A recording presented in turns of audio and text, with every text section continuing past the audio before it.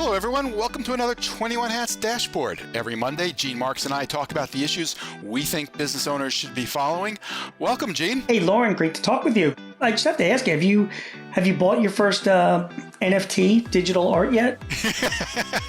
I did. It was a busy week. I didn't get around to it this week. Okay, maybe next week. How about you? You know what? I had my eye on this really cool drawing on the Bored Ape Yacht Club. It's $2.5 million.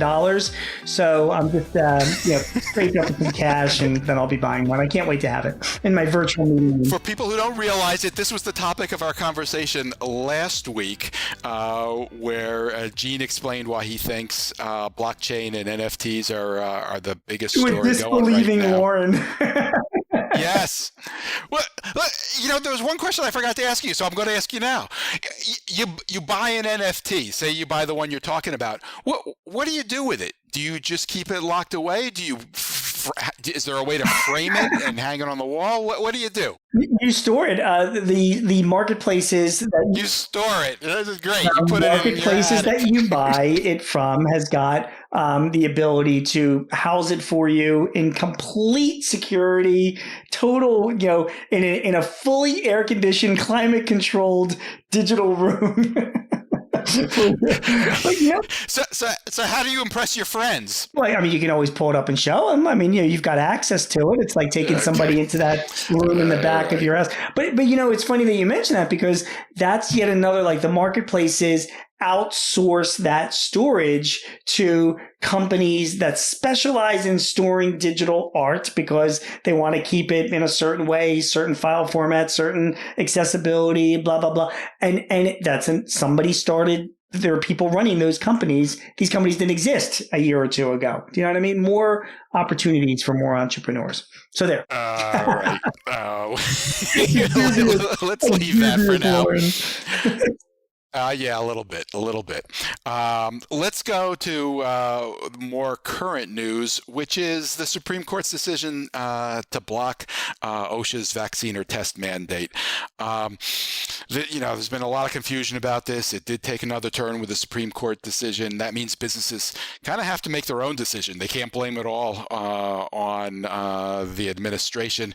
What do you think businesses are going to do? Have you been talking to your clients at all? Yeah, I've talked to a few clients about it. I've written about this before. I'm fairly outspoken. I don't like mandates. You've been on here. You said you were in favor of businesses just, biting the bullet, go ahead and doing the mandate. If I was a business and I would be doing what, I need to be doing, but I'm not a fan of mandates. I don't like in Philly, restaurants are, and we talked about this a few weeks ago and I've written about it. We did. Restaurants can't serve unvaccinated people anymore. Now, if you read the reports coming out of Philly, the restaurants are getting crushed right now. They are. Well, let's not go down that rabbit hole now, because but it's the same kind of concept. I think there are answers to that too. All right, but let's go down the rabbit hole.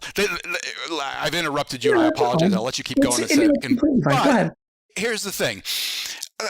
A lot of people can't find enough employees. Everybody's getting sick. And if you're inviting people in who aren't vaccinated, more people are going to get sick.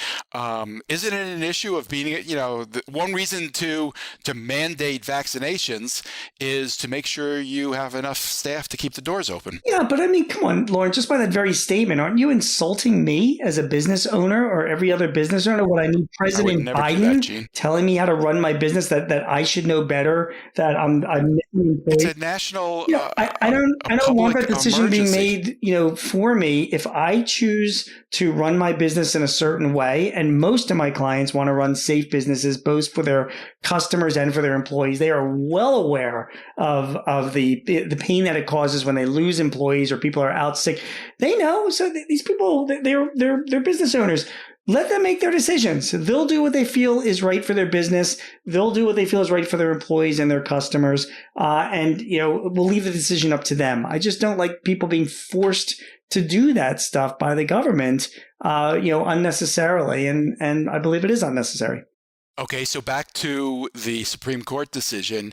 What do you think is the likely response of businesses at this point? Well, the business owners that I speak to, my clients, no one has a problem with the decision. Some of them have already put together their own mandates because that's their culture, and so, but they've decided that on their own. In fact, they've been doing it really for the past few weeks, so it's not it's not as if, the people that don't, that are running business don't know the right thing to do.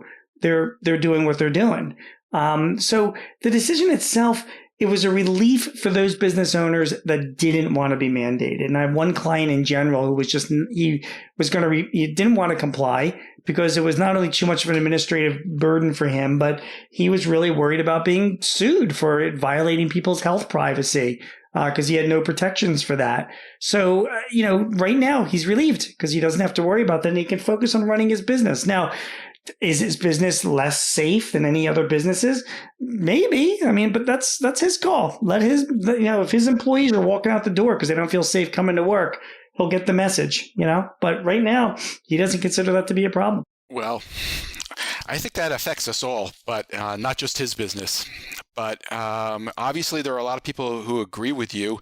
Do you think? I mean, you've just given us your opinion on how businesses should handle it. Do you have a sense on how most will? What's your sense? Do you think? Oh, that's easy. Yeah, that's easy. It depends. I mean, if you're running a business in the Philly area, which is a predominantly blue area where people are walking around, the majority of people are still walking around wearing masks, cloth masks outside and in the sunshine because that's the thing to do. If you're running a business, you're going to want to make sure that you are doing all of that because that's the narrative in Philly, San Francisco, LA, New York, Chicago. It just depends on where you are. Now, if you're running a business in the Midwest or you're running a business in Texas or Florida, I'm talking to you right now from Florida. I don't see many businesses. They're all wide open and doing their thing. I haven't seen a mask in a week. So, it depends on where you are, as to whether or not businesses are going to comply with this. And I do wonder just, years from now, and we're looking back on the data, if it really makes any difference or not. Who knows? That's my answer. It depends. I think that's a good answer. I think you've described the situation exactly right. I think we will get an answer at some point. It will be interesting. All right, let's move to the next story. You wrote last week about the advisability of businesses using their CRM platforms for email marketing. You said it's a bad idea. Why is that? Yeah. So, okay. CRM, guys, is customer relationship management. The popular applications out there like Salesforce and Zoho and Microsoft Dynamics and Insightly and Sugar. So hopefully if you're running a business, you're familiar with what a CRM is and what it does. It's a database. A lot of my clients, because we implement CRM systems, a lot of them say like, hey, we want to use it to send out emails. I've got like a newsletter and whatever. And I'm always like, don't do that. Your CRM systems aren't really great for sending out these emails. They tell you that they do, but you got to be wary of a few things. Number one is, if you send out emails through your CRM system and through your internet service provider, you're going to get yelled at, particularly if it's like more than hundreds of emails going out at a time. By whom? You're going to get yelled at by your internet service provider because they're going to start seeing you as spam, and you're going to have people that are potentially blacklisting your servers. Plus, you're also going to have recipient servers that are not going to recognize the server that emails are coming from in volume, and they're going to block you. So there's all sorts of issues when doing that. So I always say to clients, listen, sign up for like a Constant Contact or a Sendinblue or a MailChimp or Aweber, one of those, a good bulk email marketing service. Why? Because that's what they do. That's their living. I send out emails. I use Constant Contact. I always get complaints from Constant Contact. They ask me about, the volume of emails I'm sending out. What's my opt-in policies? Why do I have so many info at or sales at email addresses? They beat me up pretty bad, but I give them the answers and then they let me do my thing. That's the kind of due diligence that the big email service providers, the Outlooks, Exchange, the Gmails, that's what they want. They when they see emails coming in from servers servers, and they're all identified, these servers, that are run by reputable bulk email services like the one that I mentioned. They let them in because they know there's like a due diligence process for doing it. Besides that, these email marketing, companies, they have templates, they have much better metrics, they have analytics, they have spam checking tools. They're just much better than a CRM system. These CRM systems can't do it all. And they integrate though. You can buy any good mainstream CRM system will integrate with any of these good email services that I mentioned earlier. So you can have your cake and eat it too. You use your CRM database as a database, but if you're going to be sending out a newsletter, a bulk, kind of communication, you should be using like an email bulk, platform to do that. That makes all the sense in the world to me. It just surprises me that these CRM companies, Salesforce, they make so much money. How could they not get this right? Of course, it's a good question. That's all relative. They do make so much money, but they decide to where they're going to allocate their resources. So they're all into workflows and artificial intelligence or, customizations or building more tools. I think a lot of the CRM companies, recognize, maybe they don't say it publicly, or maybe they would. I think they recognize that there's a role for the Constant Contacts and the Sendinblues out there. There's the companies that makes sense. Yeah, they do what they do. So that's what it's the same question. Like, well, why don't they do accounting? Well, there's QuickBooks and other companies that do accounting already for a while, much better. Maybe they've got other places to allocate their resources. This seems more aligned with what they do, but I take your point, and it makes sense. I think it's an important point. Next story. You also wrote last week about the growth of buy now, pay later options, and how it works even for small retailers. It's a really interesting thing to me. Apparently, it's driving up sales volumes for a lot of retailers. Why is that? What's the difference between buying buy now, pay later versus buying with a credit card? Yeah. So first of all, just to explain what buy now, pay later is that you can have it on your website or you can have it in store. And they're provided by big services. PayPal, Affirm is another one. You can Google the competitors of Affirm for buy now. You can find buy now, pay later platforms. And the way it works is that when you're going to buy something, a customer comes in to buy something, instead of using their credit card, they just pay it off over the cost of whatever they're buying over 3, 4, 5 months. I interviewed this marketing woman, the marketing director from a small chain of running and fitness, equipment that she sells in Philadelphia. And she was saying it had a significant impact on their holiday sales. People, she says there's the demographic thing that's going on. Younger people like this stuff, and younger millennials and Gen Zers tend maybe not to have great credit, or they don't have credit cards at all. So it's an opportunity for them to buy something that they otherwise might not have been able to buy.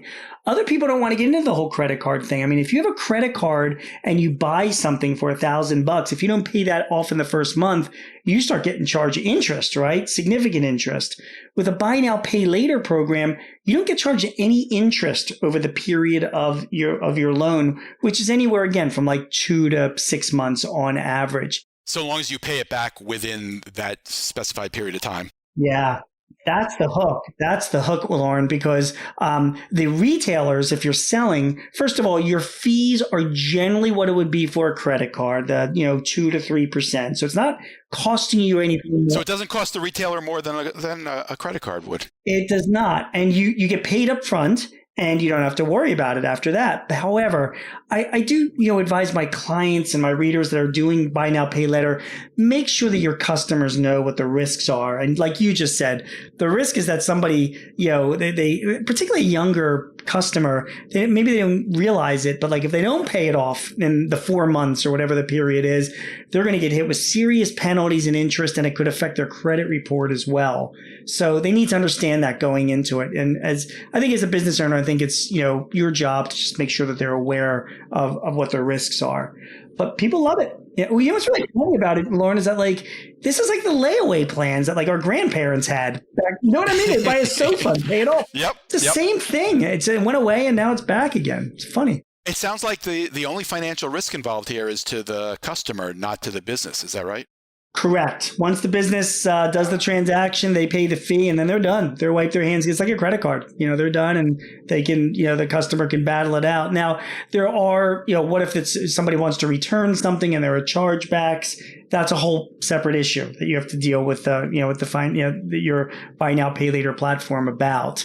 But assuming that the sale is a legit sale and there's no issues with the product, no, the business can just move on. All right. Finally, this week, and the story that I've most been looking forward to discussing with you, you wrote a story this week for entrepreneur.com with the headline, "Why are so many people still eating spam?" I have two questions for you. One, why did you write about this? And two, what's the answer to the question you asked? I wrote about it because I saw a report on CNBC that said that Hormel Foods, which makes spam, has recorded record-breaking sales of spam for the 7th year in a row.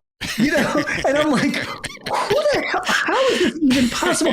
I've never eaten spam. It looks absolutely disgusting. You see it in the can. It's this. Do you know what it is? It's like spiced ham, right? Like processed pork. Well, no, that's being kind. It's pork products. It's leftovers. I think it's basically what's not good enough to go into a hot dog. Well, I think it's like similar. I mean, I'm from Philly, and so Scrapple is a thing here. And I was going to ask you, do you know what the difference is between Scrapple and spam? Scrapple, I think, is homemade spam. I mean, my understanding of Scrapple, which I've never had Scrapple either, and I'm a big bacon fan, but like Scrapple, I was told is like after everything is used up in a pig, whatever's left on the floor gets put into Scrapple. It's delicious, I can tell you. But so I was just intrigued, like, how is this possible? So I dug into it. And, in the end, it was some smart branding and some good savvy marketing that's selling this product. First of all, it's a thing in Asia. People in Korea, there's all these spam related dishes. So Hormel Foods is all over that.